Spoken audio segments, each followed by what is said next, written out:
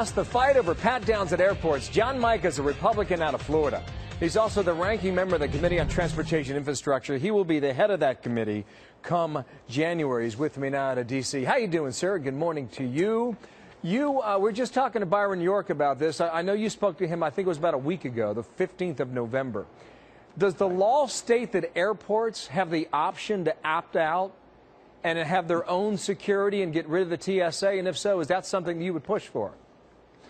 Well, first of all, I helped write the TSA legislation, and I'm concerned that the agency is getting out of control. And I've reminded airports that a provision that I put in the law in 2001 allows them to contract with private screening, still under federal supervision and TSA.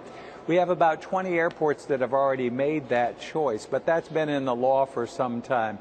And my concern now with the groping, with some of the things that TSA has misstepped on, that this may be the time to start looking at a different model.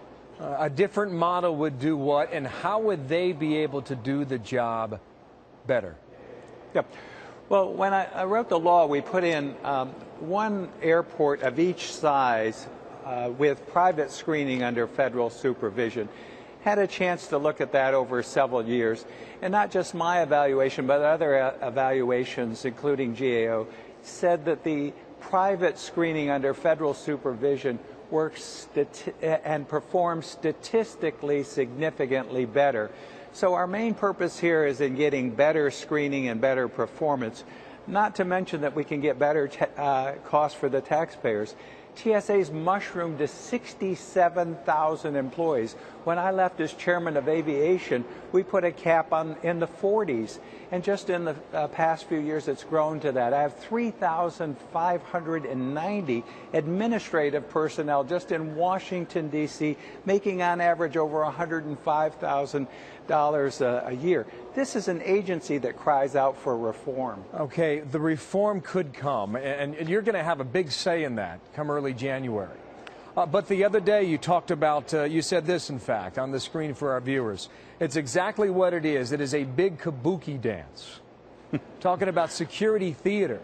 I mean, does the flying public think that this is all just a show? Well, unfortunately, some of it is. And, you know, having started out in this, I first looked at the different models, some European, Israeli, even our federal prisons where we have maximum security, where they strip search you, where they do body cavity searches. And we found out that contraband still gets through, drugs get through, weapons get through. Now, what we've got to do is build a layered system, but TSA sort of missed the mark. Even with this pat down and advanced technology, it's being misapplied. And today, myself, Mr. Petri, who's the ranking aviation member, we're asking them to relook at how they're doing it. It shouldn't be done on a random basis. It should be done on a targeted basis. Well, they are looking to you for solutions now, because you can bring all the problems you want, but unless you have a solution on the other side, a lot of folks won't listen. But John Micah, thank you for your time today.